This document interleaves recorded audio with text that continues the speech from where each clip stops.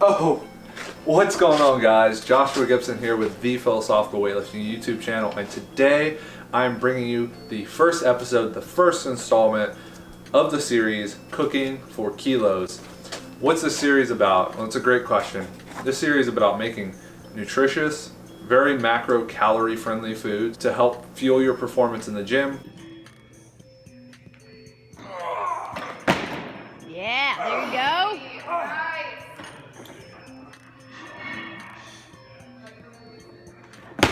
Stick it, come on. Yeah. To help add some spice and some variety to your diet. Again, this is like nutritious, it's lower calorie food, and the first meal we're going to be preparing is a homemade pizza.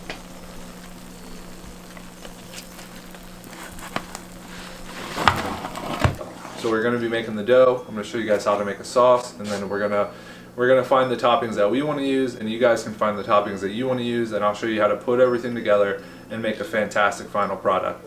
So these are the ingredients we're going to use for the crust, which will be the first part of this video. I think it's the easiest part, actually. Don't get intimidated that we're making a homemade pizza dough. It's actually very simple, and it's a no-knead recipe adapted from Serious Eats. Shout out to Kenji. Shout out to Jim Leahy, the guy that kind of popularized the whole no-knead method. So first we have the ingredients. I'm going to give you the amounts, and then I'll kind of give you the order with which we will add them. So first we have flour. This is all-purpose flour. You can also use bread flour. I'm using all-purpose because that's all we had. And either way, I think it's going to be a great crust. Next, we add the yeast. So let me backtrack a little bit. We had 375 grams of flour, and we're going to be adding 0.75 grams of yeast. So that's roughly like a little less than a fourth of a teaspoon. Once we add the yeast, we're going to add the salt to the dry mixtures. We will add 12 grams of kosher salt. If you happen to have fine salt, I'm not sure exactly how the amounts would be adapted. I know there's some difference with the amount of air within it because the kosher salt has bigger crystals. So you might have to do some research on that or go get some kosher salt.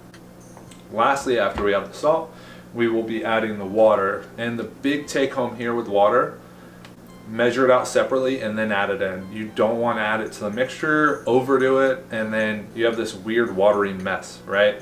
So flour and water should have certain ratios, and that is the percent hydration. We're looking for about, I think, like 65-70% hydration here. I think it's actually 70%. So then we add the water. So we mix all of those ingredients together.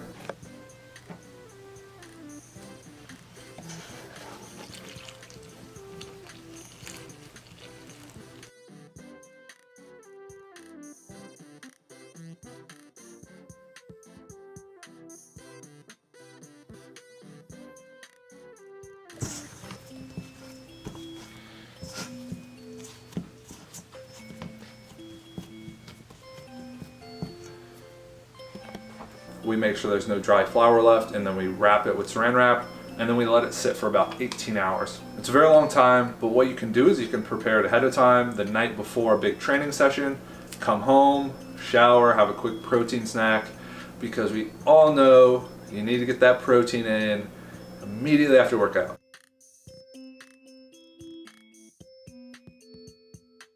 I'm kidding, but it does help to have some protein so you can kind of wait another hour or 2 hours while the pizza is proofing, and then you can top it and throw it in the oven. So that's the first part of this video. The next part will be the sauce, and I will introduce those ingredients next.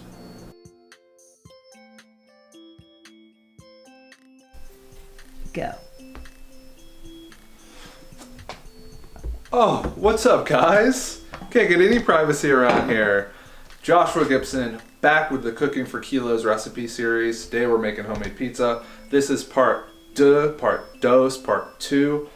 and we are making the sauce for the pizza. So you're gonna need a few ingredients here, and you can use whatever you want, whatever you prefer. But basically, this is what I like, and this is what I've come to use as I've developed the recipe over months and months and months and months of making it.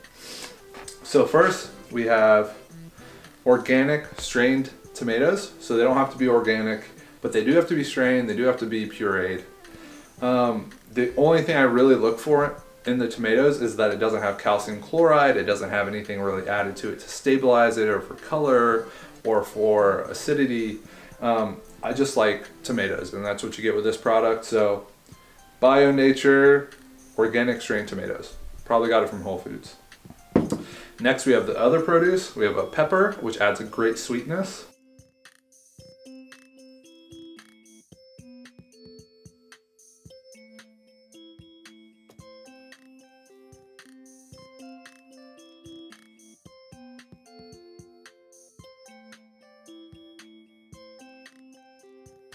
We have onion, which is like a staple in cooking in general. It's an aromatic, and you usually use this to create those layers of flavor. Next we have carrots. So I like to grate the carrots up, and that adds like a richness and a body to the sauce.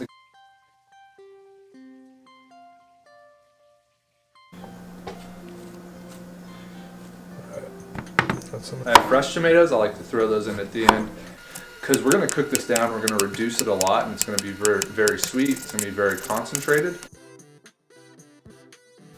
Then we have our spices, very basic: onion powder, garlic powder, and Italian seasoning. So I'm Italian. I need to use herbs, and dried herbs are great because they're very convenient, and you need to use a lot less to get the same kind of potent flavor. And then we're going to put it together, and we're going to create the sauce. So we've got all of our ingredients chopped up. The next step is to prepare the sauce. So I've got a preheated burner here to just a little above medium heat. This burner in particular is not very hot, so I have to turn it up higher than normal. So I kind of adjust yours accordingly. We are looking to sweat down the vegetables. So what I'll do is I'll get this hot, I'll add oil. Don't want it so hot that it's smoking, don't want it so hot that it's shimmering. I just want to hear some noise when I add the vegetables. So we'll add some oil, probably about a tablespoon, a little bit less. Again, we don't need a ton of oil, we just need it to kind of protect the vegetables from burning. Added the oil, and then we will add the onions and peppers. Those will take longer to cook.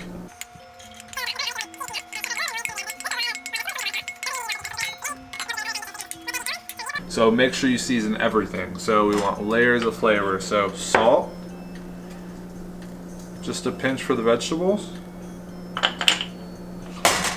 We want pepper, a few cracks, secret weapon, red pepper flake. Always add a little kick, a little zing, and get you thinking, man, that's pretty good. So you can hear it start coming up. Just stir these around, and we'll let them cook for a little bit.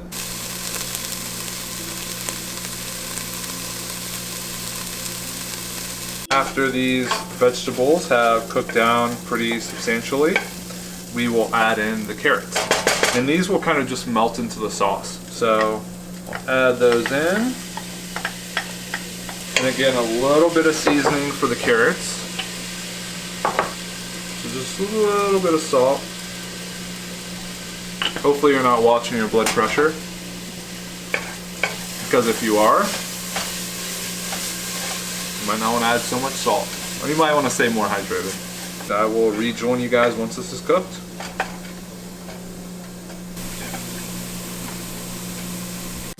An ingredient I actually missed previously, but will be in the description below, is tomato paste. And what we want to do is add a few tablespoons of that to the pot, and then we'll actually cook it out. So that'll help it caramelize a bit more and develop a bit more flavor. So we're gonna add a good amount, don't be shy about that. This is almost substituting the deep, rich flavor you get from cooking down tomatoes.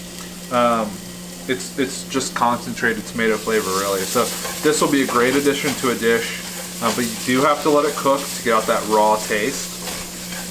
So we're gonna do that for maybe about 2 minutes, 2 to 5 minutes, and then we'll get back to you. So now that we've had this cooked down a bit, I'm gonna add some chili flake directly to the onion, pepper, carrot, and tomato paste product. So what this is gonna do is it's gonna allow some of that heat to kind of release, kind of cook out. Oftentimes when you have seasonings, some of them are oil soluble. So in order to really extract all the compounds, you have to cook them in a little bit of oil. I guess it's called like waking up the spices or kind of opening them up. So we're gonna just cook this just for a little bit. Then we're gonna add the organic.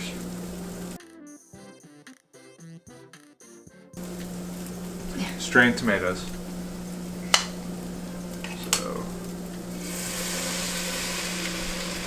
So this is going to be a little thick. So what I'm going to have to do, just stay here, cameraman, is add some water and then get it from the edges of the glass. And then we're just going to add that in. We want to kind of dilute it to whatever consistency we'd like. I actually like a thicker sauce. I think it's easier to spread later. You can always cook it down and reduce it as much as you want. Never be afraid to thin something out too much because you can always reduce. Okay, now we're gonna add the spices. So we have tomato on my thumb, and we also have garlic powder in my hand. So we're gonna add some garlic powder, just a, good amount. I don't know what your taste buds like. I don't know what your significant others or children's or friends or family's taste buds like. So you're gonna have to kind of adapt this to whatever you enjoy. So don't be afraid to go light. Don't be afraid to go heavy. Don't be afraid to be moderate. And then, so that was onion powder, and then we have Italian seasoning. So I'm gonna add, I feel like I like a lot of flavor, so I add a lot of seasonings, but you may not. You may want to taste the tomatoes a bit more. So, do whatever you want pretty much. Just experiment. We're gonna go really light on the pepper and salt right now, but we can always add more later. So, just a nice pinch. And then I actually do like to add a little bit of sugar and a little bit of sweet. So pop over here, maybe about a tablespoon. Yeah, that's plenty. And then we'll mix this all up, and then we'll taste it, and then we'll see what else we need to do.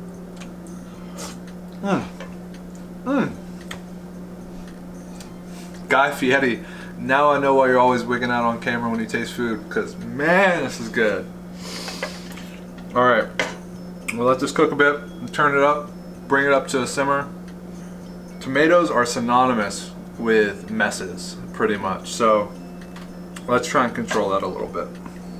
And the next part will just be finishing the sauce and then getting the dough ready to top it. So this is what the tomato sauce should look like, or pizza sauce, before we add in the raw tomatoes, the fresh tomatoes, and we're just going to throw those right in. Let's give them a good mix. We're just going to let it cook just a little bit more to kind of break those tomatoes down, and then we're going to move this to a container to let it cool, so when we put it on top of the pizza it's not extremely hot.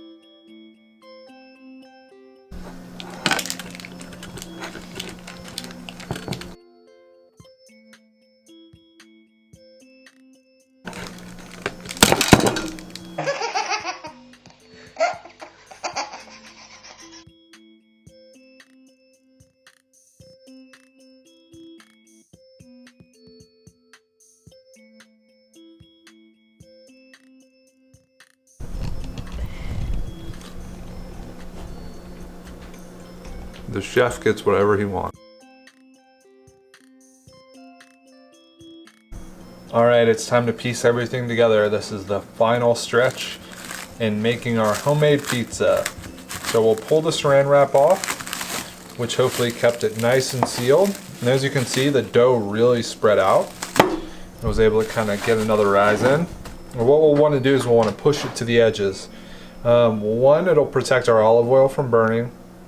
And two, it'll let us thin our pizzas out a bit. So you just want to be gentle. Any big bubbles you'll pop. The small ones you want to leave intact because that's going to add some airiness to that crust.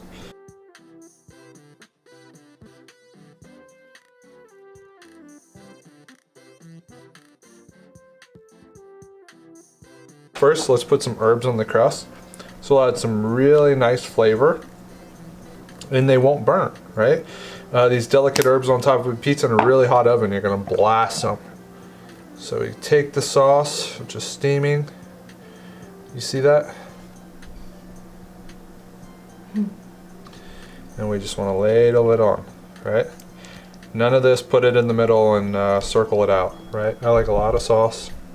Don't be afraid to go to the edge. You start getting all these flavors to marinate and kind of get cooked a little more and caramelized on the crust. It's just extra flavor. And we're all about flavor here, right? This isn't quite Flavor Town. This is more like Flavor Apartment. Shout out to Guy Fieri, you know who you are.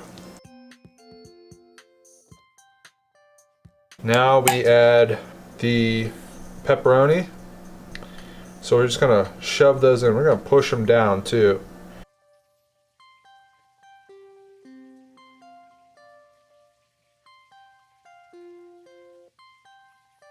Be plenty. One for me, one for the cameraman. Cameraman. One for you guys. Okay. We'll put the cheese on. Just shredded mozzarella. Get messy.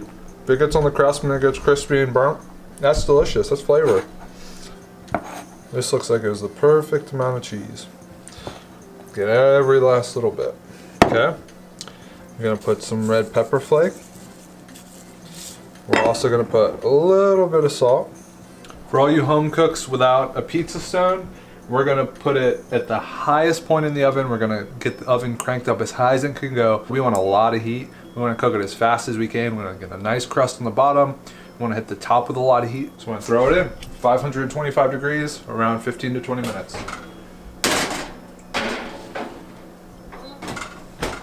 Don't keep that oven door open. You're gonna let heat out. Let's see if it's done.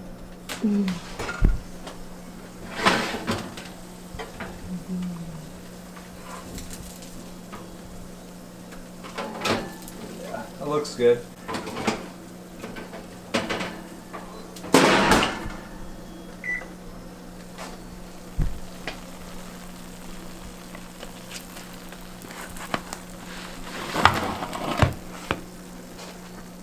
Just remember, guys, fat is flavor.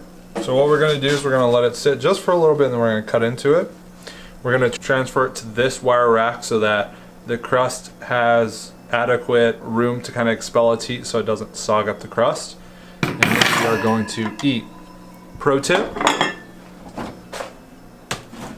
always have a delicious, flavored, low-calorie beverage on hand. That's Joshua Gibson. This is Cooking for Kilos.